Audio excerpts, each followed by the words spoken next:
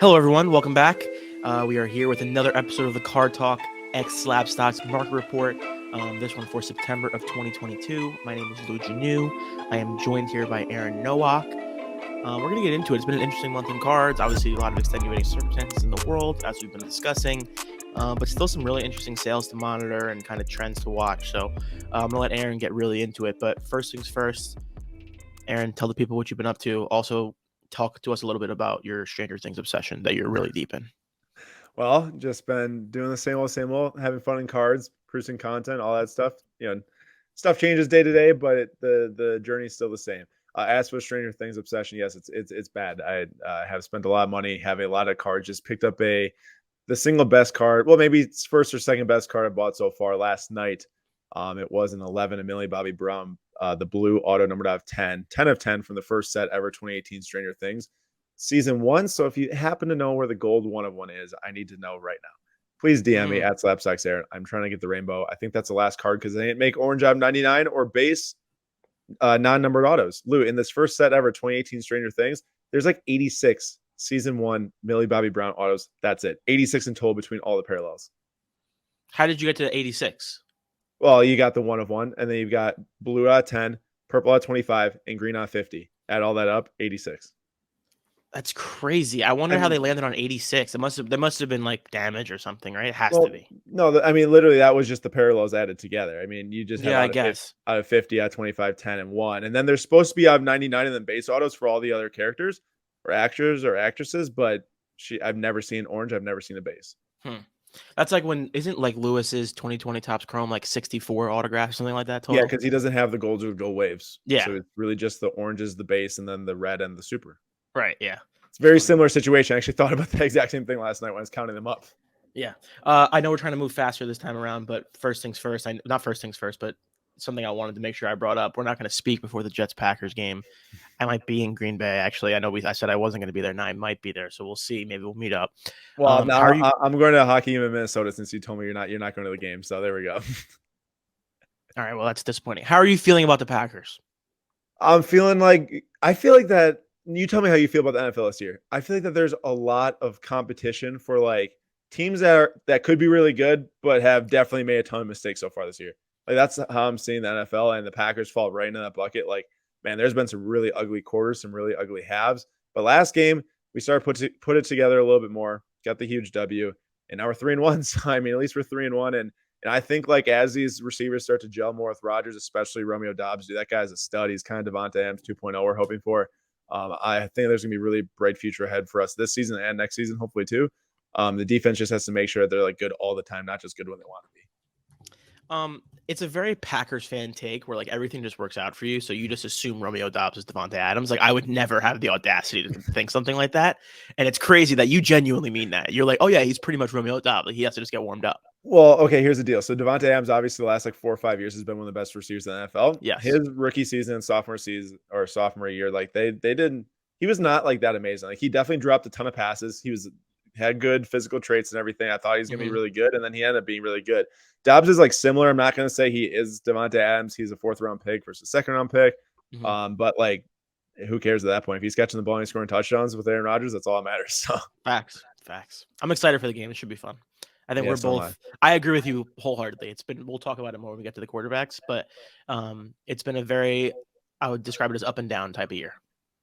Definitely. All right, let's get into it. So the first thing we're looking at, it's got to be the baseball guys. It's got to be Albert Pujols and Aaron Judge. I think for maybe, a while there, the baseball market, it was kind of like, doom and gloom, like, Tatis, PED suspension. We covered last month how the Tatis's market just got absolutely rocked.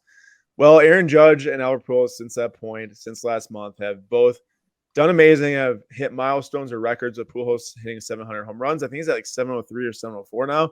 And then Aaron Judge, of course, recently hit his 61st and 62nd home run, which puts him at the AL record and New York Yankee record, standing alone ahead of Roger Maris. I'm sure Lou was so thrilled to see that.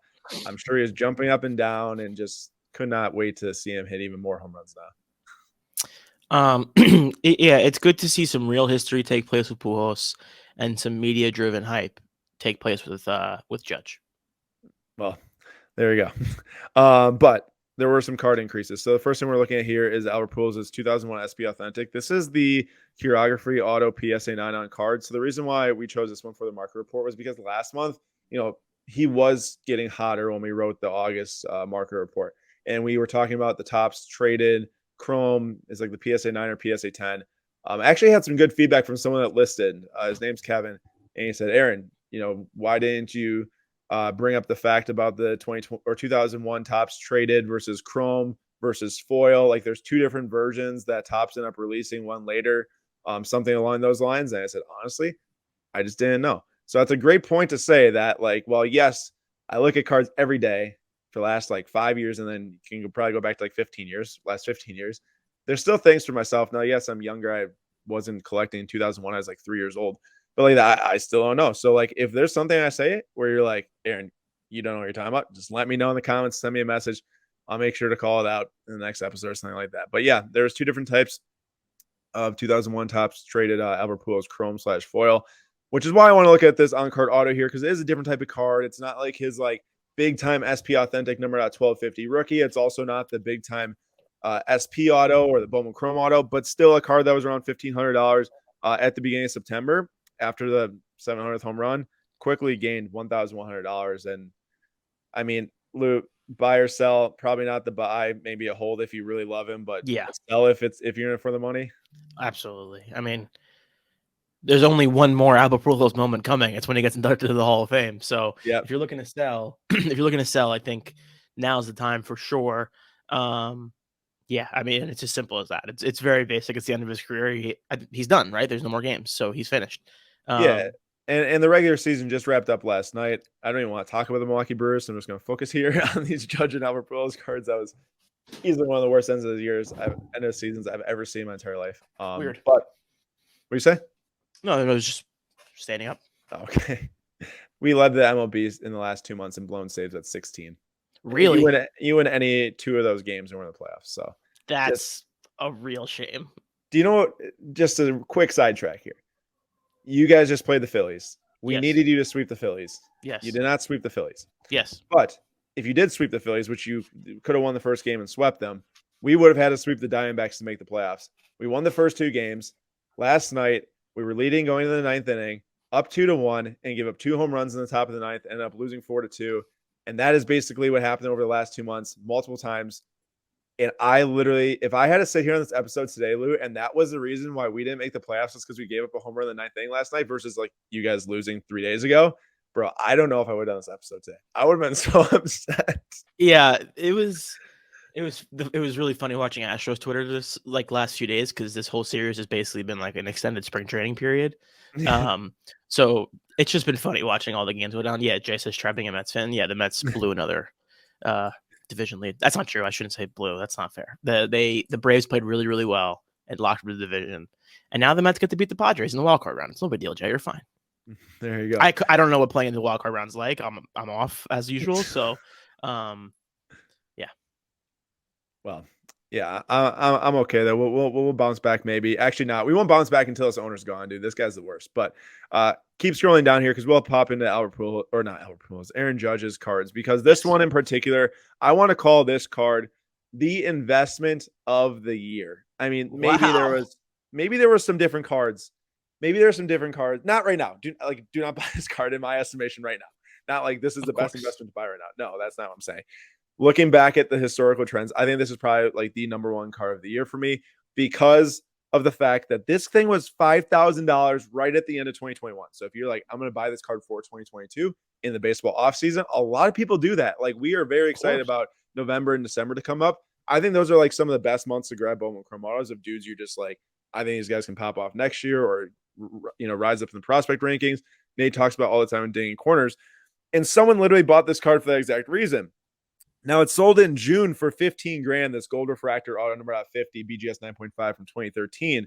And if you sold for $15K, you're probably like, dude, this is awesome. Triple the money, especially in like a down market. Like, that's just incredible. And I would have sold it, no doubt. There's no doubt. I'm sure, Lou, you probably would have too. Sold it at $15K. Now, the next sale came on 9/17/2022. I believe 9/17/2022 was like right when he got to 60. So right when he got to 60 home runs, he's got, 10 games remaining, or 12 games, something around there. and he's got 2 home runs left to get to 62. Someone was like, I'm buying this thing at 25K. So it's all 25K, another $10,000 since June. Fast forward 1 week. That's 917 to 924. That's once he hits his 61st home run, I believe. Hits 40 grand, all-time high.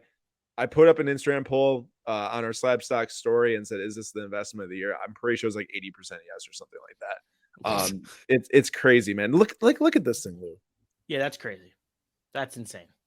It's obviously a function of the home run chase, like obviously. Yeah, and it totally is. And people were, a lot of people very excited about having one of the best single seasons of all time, barring steroids and Barry Bonds and all that stuff. And juice balls and that's a whole juice balls. It's a whole nother debate about what baseball is doing in general. But Lou, I want to bring something up because someone commented on our Instagram post the other day when we were posting some stuff about judge cards, and I'm like, hey, it's kind of like a sell them if you got them situation right now, especially if it's not like super rare auto or something you love for your collection. But if you just like got like that PSA 9 like base or refractor laying around that you like just bought for $30 and now it's 120, like I'm selling that thing every single day of the week. Someone's a little grumpy, like, oh, why are we pushing people to sell stuff? People should be wanting to, hold their cards and collect them in long term and this and that. It's like now I'm totally a collector. I'm totally on board with holding stuff for long term. But when there's something you can physically sell for like 5 times the money that you probably don't care about a whole lot, and you can go buy the thing you actually like. That's exactly what I was gonna say. Every day of the week. And it's also like, listen, you sell the refractor PSN. Let's just be very honest about what it is. The moment of Judge breaking the record for sixth most home runs in a season, that's a big moment for people. So obviously you sell that card, and then you buy it back in 5 weeks when the Yankees are eliminated from the playoffs, and the card's cheaper.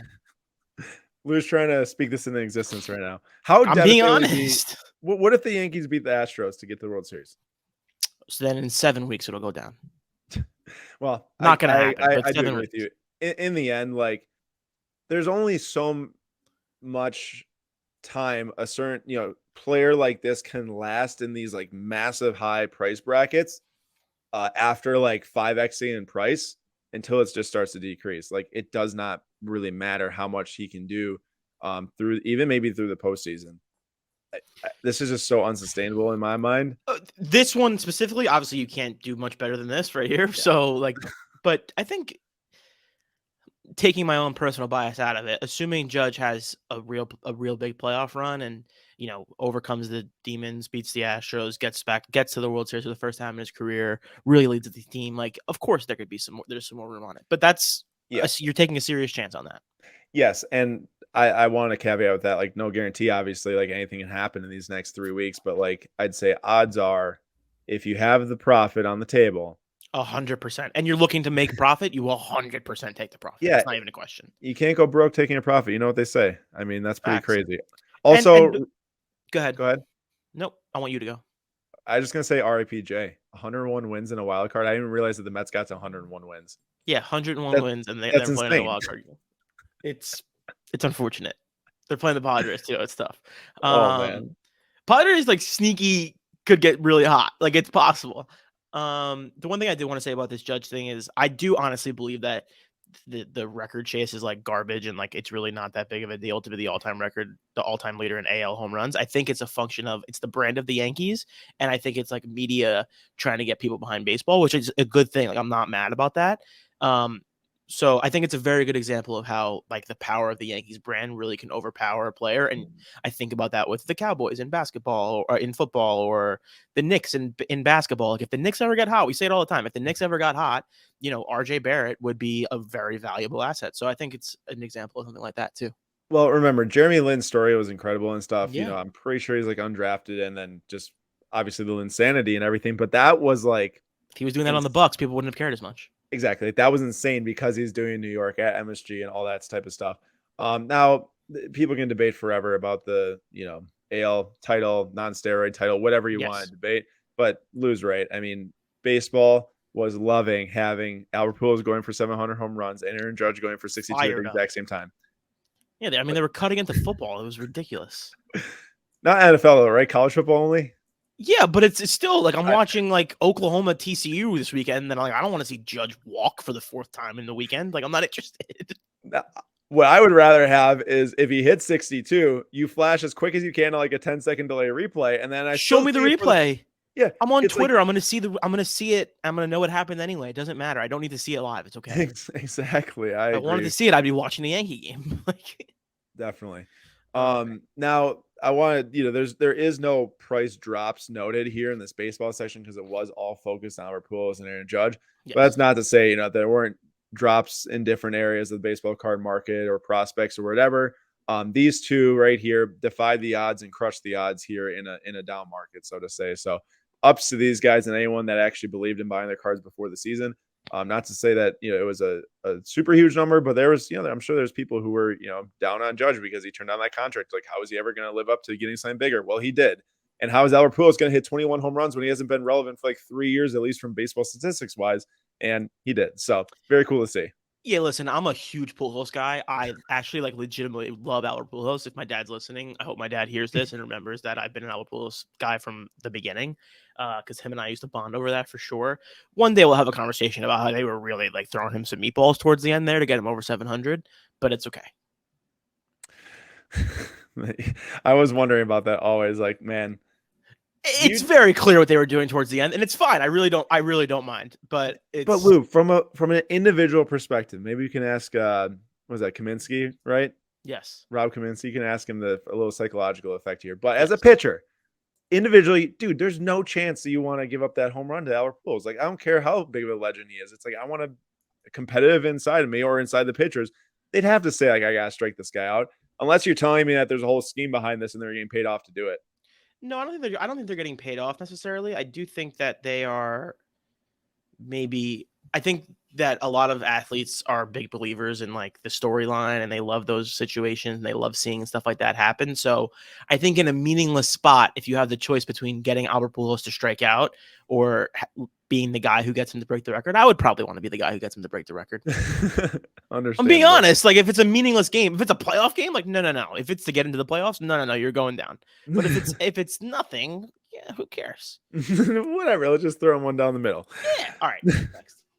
All right, hopping into take two here. This is all about the young quarterbacks in the market, or even just the quarterbacks in general, including one of the biggest sales we've ever seen for a modern football card. Of course, last year, not this year, 2022, but 2021 at the National, the big news while we were there was that the Patrick Mahomes National Treasures 2017 NFL Logo Shield auto is a BGS 8.5, I believe, as well. Sold for $4.2 million via private sale. Well, we saw the Justin Herbert hit open auction, and it sold for $1.8 million in the same exact auction that, Lou, if you scroll down a little tad here for me, in the same exact auction that Kobe, LeBron, and Michael Jordan, 1 of 1, game used logo man, authentic, doesn't have a numerical grade, so for $1.68 million. So there's a lot that you can disagree with here. If you say, well, the logo man obviously should be worth more, but then at the flip side, it's like, well, there physically is a better triple logo man. Shine owns that one too. It's a PSA 10 from 2004, the first triple logo man ever made. It's the only PSA 10 logo man that got graded as a PSA 10. So you can say, oh, there's something better than that. If you're looking at Justin Herbert, whoever maybe loves Black Finites might say, but there's really nothing better than that National Treasures card of Justin Herbert. And a lot of that, best of stuff, Lou, with the big money crowd, I feel goes a long way. It's even if it's second tier, it's kind of past. It's I need the best of the best. And that's kind of what I think happened here. Although 1.8 million, I can't spend that type of money or even get close to it. So I feel like I'm talking out of turn if I say it's ridiculous, but people spent it. So yeah, I don't know. I mean, I think $1.8 million is obviously a ridiculous amount of money, and I've shared my perspective on logo mans in the past. They're not my favorite cards in the world for sure. But even Herbert right now is really tough. How can you project out that 1.8 as being a worthwhile investment given where we are right at this exact second? I just don't understand how you can do that. I mean, the only thing that you could argue is that someone that had that much money said, if I don't buy this thing right now, I'm not going to be able to buy it until potentially towards the end of his career. And you have to be a massive Herbert fan to probably say that by the end of his career, he's going to be up there with the Bradys, the Montanas, the Rodgers, those guys. So, yeah, you're right. You're right. But I'm not trying to justify spending $1.8 million on a 2020 modern card at all either at the same time. Now, interesting you say 2020 modern, but it is a 101. It is the best of Yeah, the best. Keep going. but remember what you said last time, how many thousands of 1-on-1s there are now per quarterback, but it's That's the fair, best but of the that's best. like the best of the best. I agree. So that one is like legit a 1 of 1, you know? Yeah. Now the interesting thing comes here, not necessarily the super expensive card like the 1.8 million, but the dynamic in how well do you actually have to perform to increase your overall market value as a quarterback once the season starts. As we know, it's pretty much been every single year. I The same love this. thing This is plays a out. great little nugget here. The same thing plays out every single year, and eventually you kind of think like maybe it wouldn't, but you buy the quarterbacks in March or April, you look up, come end of August, early September, and you're like, wow, these things rose in value. It's happened for the past, like, I don't know, 20 years or 10 years, whatever. Same And cycle every sport. yeah, and exactly. It applies to other sports as well. But specifically for some of these quarterbacks that have been doing actually very well this year, like Josh Allen, like we talked about in the last episode. Obviously, there's been some interesting games that they've had played, but I would say he's been living up to the expectations. Maybe last game they didn't score a couple touchdowns when they should have, but rose 18% his overall card letter player index over the last 6 months. So that's kind of projecting from like the end of last season, off season up till the end of September. So that doesn't include these last couple days. However, actually, I'm trying to think really quick. No, sorry. The last 6 months equals the off season to the beginning of September. So that's before any games are played. Okay, so 18% increase. Jalen Hurts, 144% increase. Now this is making me second guess myself. I feel like this is actually up till the end of September because Don't second guess yourself. Just roll with it. Trust the numbers. Yeah. All right. So Jalen Hurts, 144% increase. Tua, 38% increase. And I hope Tua is okay, by the way. But what gets interesting here is that Lamar Jackson has been absolutely dominating. But since the hot start, this is barring last game. Okay, it's barring last game. But since the start of the season up until now, it's been like a 0.38% increase while Jalen Hurts has jumped like 40-some% in price.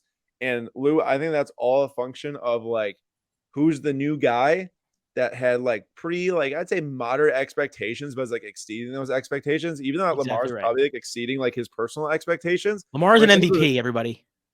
When it came to the card market, he's already won an MVP. So people were like kind of buying his cards as if he already has been an MVP. And the Ravens have made a bunch of playoff appearances.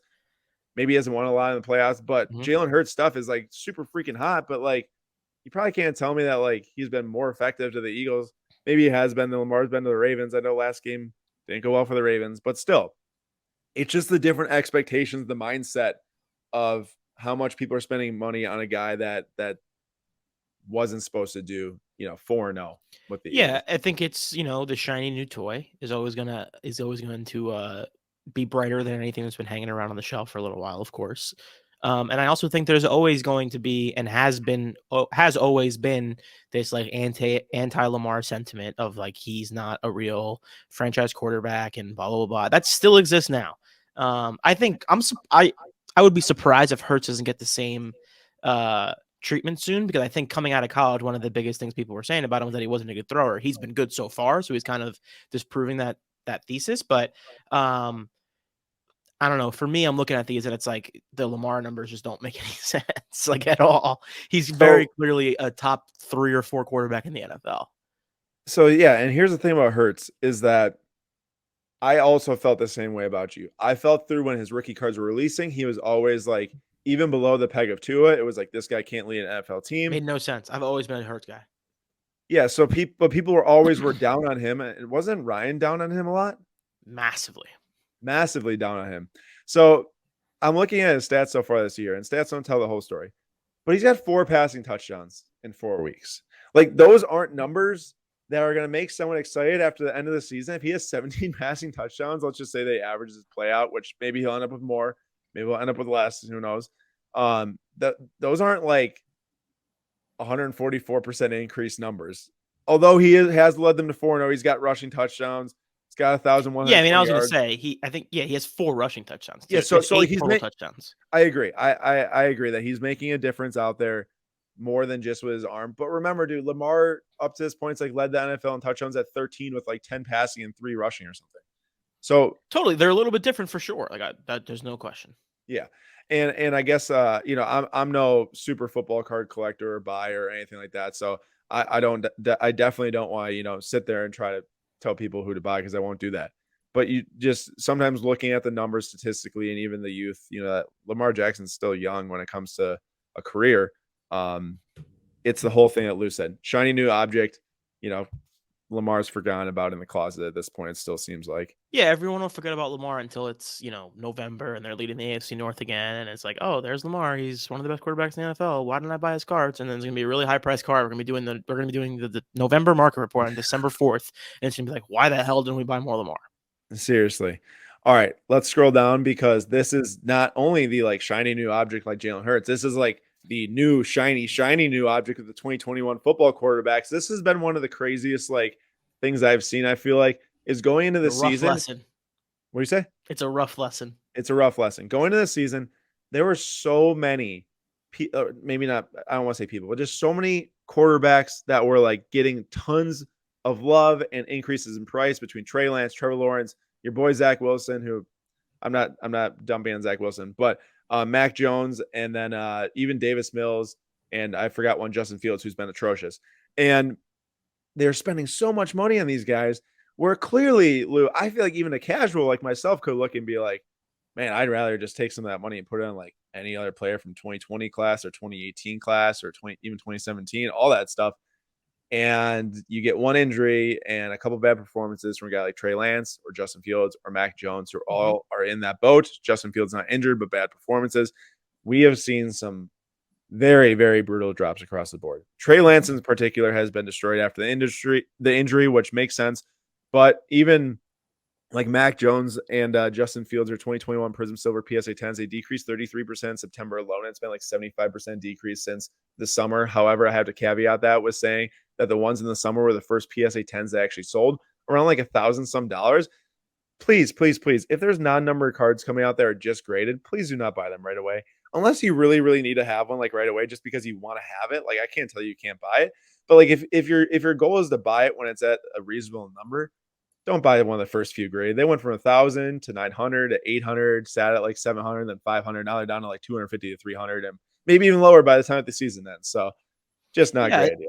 everybody has their own reasons for buying something. You could just really want that card at that time, so you spend that much money. Like that's on you. But if you're trying to sell it later on, I wouldn't recommend being the first person to buy one for sure. Yeah. But yeah, it's what we've always said. It's that not everyone's going to be the MVP. Not everyone's going to win the Super Bowl, and Trey Lance was an extremely risky asset heading into the season. Like everybody knew it. He could have, forget the injury, he could have just been not very good, which is kind of how it was looking early, right? Yeah. Mac Jones was very clearly overvalued last season, was very clearly not that good. So that it wasn't surprising either in any way. And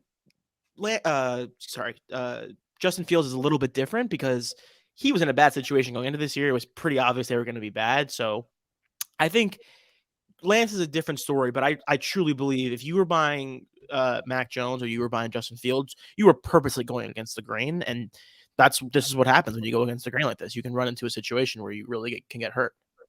Yeah.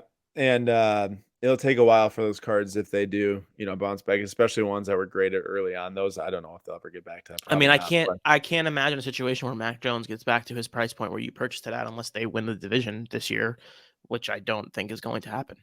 even if they did win the division, Lou, how many times do we see that, preseason the prices are the highest because people have great expectations? Yeah, I'm just trying to think of anything to get people back to where they purchased that. Yeah, exactly. So interesting to say the least. Good luck to everyone with football cards the rest of the season. Yep. That's not supposed to be like sarcastic. It's like I know that it's kind of like a week to week thing, just like fantasy sports and everything. And you really do have to be paying attention to the football card market every single Sunday if you're like trying to do it during the season.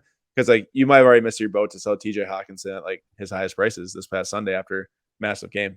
Yeah, and I also wanted to say we don't really get into like individual players on this for sure. We don't get like super deep on individual players across every sport. If you're interested in like football cards, like positional players and all that stuff, Football Card Quest is a good channel on YouTube to check out. They do pretty much like weekly. They talk about all the position players and like what's going up and what's going down. So just wanted to give them a little bit of love. I think they do good work. There you go. I love it. All right, take three. Our final bigger take for a specific category, and this one is based on tennis, actually. There's a specific reason why tennis is in here, and it's because the U.S. Open was in September, concluded on September 11th, and Carlos Alcaraz won his first ever Grand Slam. And on top of that, Serena Williams also retired in September, along with Roger Federer. And then Francis TFO made a huge splash, I want to say, at the U.S. Open as well, while playing against Alcaraz and beating people before that to get to the semifinals. And it was really awesome to watch. There's a lot of excitement around it, especially with Alcaraz. When you're kind of looking at guys like Federer retiring, Nadal, unfortunate injury at Wimbledon and wasn't able to get to the final here at the U.S. Open. But guys like that and Djokovic are starting to get a little older. It's like, well, who's next? Well, Carlos Alcaraz, there's a lot of talk about him, especially with his first ever cards releasing this past month in September via NetPro Cards. There's a single drop where it was just autographs and singles of Carlos Alcaraz, not packs like they did back in 2003. Well, it was really like a kind of like a set at that point. But the excitement was definitely real. I mean, these things retailed around like $2,750, $3,000. And the PSA 8 with a 10 autograph, this is the highest sale it's been logged for a Carlos Alcaraz auto. So for $32,400 on Golden Auctions, that was on 9/19. Nope, not 9/19. Apologies. That was on 9/24. So pretty recently. Now, since that point, we talk about the excitement of Aaron Judge hitting 62 home runs, the excitement of Albert Pujols getting 700 home runs, and we see those increases happening. After this one sold for $32,400, this is a sale in October. It was just 4 days ago at this point. But on October 3rd, $17,700. But this was via eBay for the same card, PSA 8 with the 10 auto. But this actually had 2-color patch too, a little bit of light blue and a little bit of navy on that. So Lou, what do you make of that? I mean, that's almost 50% cut in half. Yeah, I think it's a combination of factors. It's number one, the first one through the door will most likely be the highest priced, at least for the foreseeable future. That's a fair statement to make. I think that happens across the board. Would you agree with that? Yeah. I mean, Generally speaking, there are always outliers, but yeah, the first one that gets posted usually does the most. Like we were just saying with the the only caveat to that is if it's like so rare that you're looking like an odd 5, odd 10, something like that, where like you won't see one for like 2 years then. But yeah, this you saw this within a week after. So agreed. Yeah, post event, like the hype is dying down. I don't even know what the next tennis event is. I don't watch tennis like that, so I won't pretend to understand it. But yeah, it's a combination of that, and I also think it's 32.4. Where did that sell? That's all on Golden. That's sold on Golden, and the 17.5 was where? It was on eBay. Exactly. 17.7. Sorry, 17.7 was on eBay. So I think Golden obviously has their own like promotional vehicles, and there's just a level of premium nature to the whole thing where it attracts a different type of buyer. I think you're going to get someone who's willing to spend more money on a site like Golden than you are on a random eBay auction on a Thursday night or whatever. So I think it has a lot to do with that. These cards, where they're sold, plays a big factor in the final price, and something to consider if you're ever selling a card like that. And obviously, I think we'll see more auctions come to an end here coming up. So something to monitor for sure. I would not expect the next sale to pass this amount. I don't think that will happen. Yeah, it's definitely just something to keep in mind. No matter if you even are listening to this right now, you're like, man, I don't care at all about tennis. Like Lou's like, I have no idea what's coming up with tennis at all. I believe that was the last Grand Slam of the year, so I'm pretty sure it's going to take until early 2023 to get like another big event to happen. Yeah, so I would highly recommend, honestly, not listening to me when it comes to tennis because I really don't know. I can comment on, I could take on trends and all that stuff, but I don't know all that stuff. The thing though is that what you said applies to basically like all cards, no matter which sport you like, no matter which player you like. It's like you gotta watch the hype, and we've all fallen into it. I'm not trying to say I haven't. I too have bought cards when I'm like, oh my gosh, Mason Mount just won a Champions League title. I gotta get one of his best cards, and I did. Now, did it pay off? Probably not yet. Will it pay off? Maybe never. And it happens to everyone, but it's always something for us to think about and learn from. And just know, like, big events, sometimes it's best to sit on the sidelines and wait and think about, what's to come with the market 3 months from now, I'd say. 100%. I think Carlos Alcaraz is probably one of the more hyped athletes coming into a sport in a while. And with that comes a lot of extra juice. So, like Aaron was saying, something to monitor.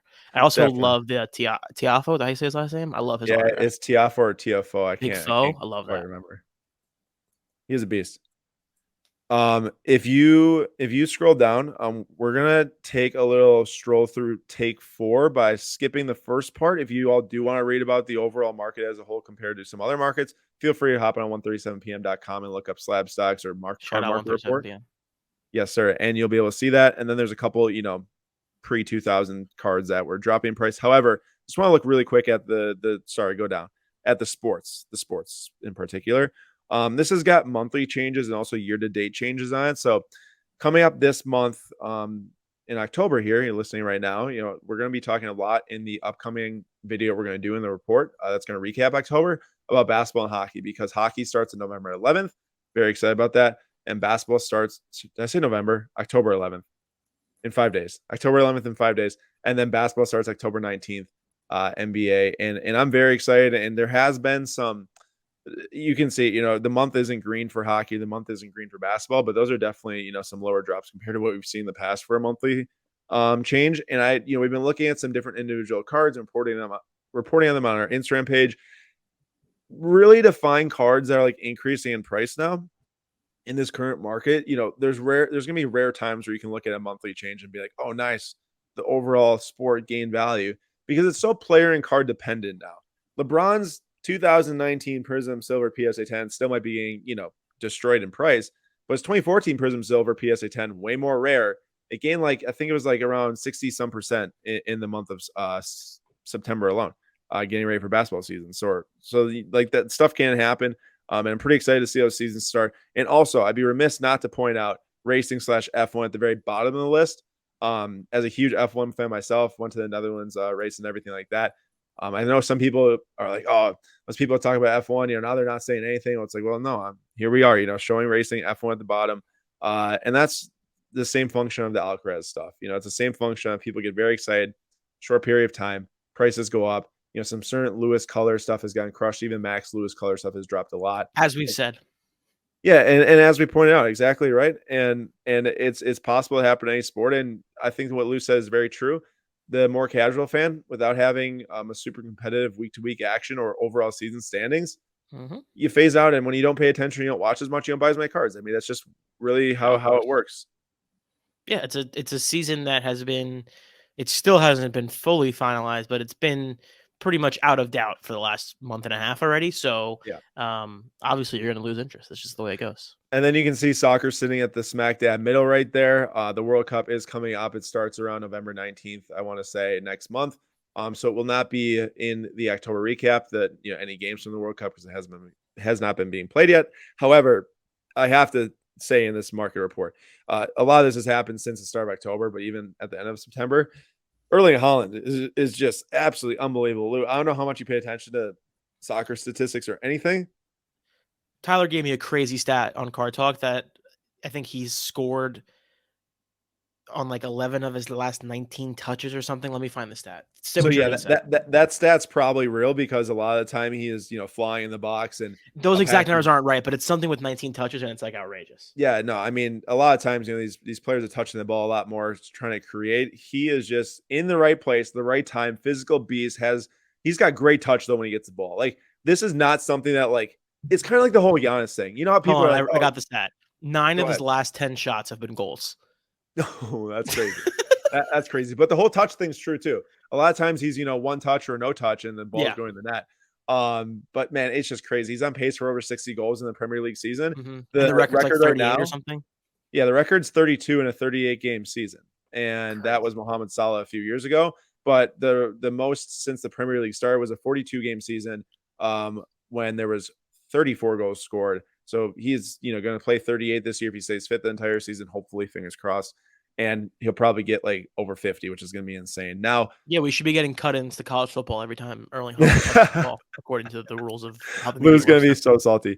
Very small tidbit. I know there's going to be some super big soccer diehards out there. They're going to be like, well, what about Dixie Dean back in 1927? Yes, Dixie Dean played for Everton, scored 60 goals in a season, is what it says. And there was no Premier League at that point. The Premier League was started in the early 90s, I want to say, or late 80s, early 90s, I think. So there was someone that played for Everton and scored 60 in a season, an English season. If Haaland can do that, it will be looked at, I feel like, similar to when Aaron Judge, both of us are struggling, bro. It's okay. When Aaron Judge broke Roger Maris's. Now I also have to say, fortunately, a month ago, we did pick up some Haaland autos from Topps Chrome Transcendent. So I'm in a place of excitement for sure from having the cards, and hoping at the end of the season we start to see some record action. But it's just a crazy stat and crazy year for Erling Haaland. Now, I think that this is going to wrap up the end of the report. There's a couple who's hot, who's not for the month of September at the bottom. That maybe, Lou, we just let people go on 137pm.com and look to see who they check are. it out. Drop a comment below with your thoughts on that. Would love to see you there. 2 players, one that has far exceeded expectations since having a really, really bad season. Over the last month, he's far exceeded the expectations. And then one player who has not lived up to expectations at all. And he's one of my single favorite players of any sport. So it hurts. But hopefully, there's a little preview for you. But hopefully you can turn around in their team too. Now, obviously, at the bottom of the report, go read about the card shows. Get out to a card show, whatever state you're in. There should be hopefully some from each area. Antilles show soon. That's a big one. Philly, you going? Maybe. Maybe. I'm leaving Probably for Vegas. Maybe. I'm leaving for Vegas tonight. So pretty excited about that. For sure. And then, of course, there's some important releases at the very bottom of the report. Oh, man. Mosaic Road to the World Cup. That's a big one for sure. I'm salty about that release. But why are you salty? That. Okay, so the World Cup is T-minus, like, what is that, like 40-some days away. And they're releasing another World Cup product that includes, I think it's 5 teams that are not in the World Cup: Italy, Chile, Peru, and something else. And they're also, Norway. So they're putting Erling Haaland cards in the World Cup. Mosaic said, although he's not playing the World Cup because Norway missed the World Cup. So you got to find a way to sell those Haaland cards. Right. Then there's a couple other things coming out, like 2022 Topps update for those of you that are excited about a new baseball release. Fired up for that one. All right, Aaron. That was good stuff. I really appreciate you putting the work in. Obviously, you guys do a great job every month. Any thoughts, concerns, questions, please drop them down below. I'm stopped on the part where he didn't want us to stop, so I'm going to scroll up again. Maybe we can blur that out. Probably not, but maybe. That's okay. We'd love to see some comments down below. If you haven't, please check out 137pm.com. Please check out SlabStox. Please check out Card Talk. Appreciate everyone listening. Aaron, any closing thoughts? No, just super excited. I mean, as always, super excited for the World Cup. Formula One is in Japan this weekend and going to Vegas for the card show.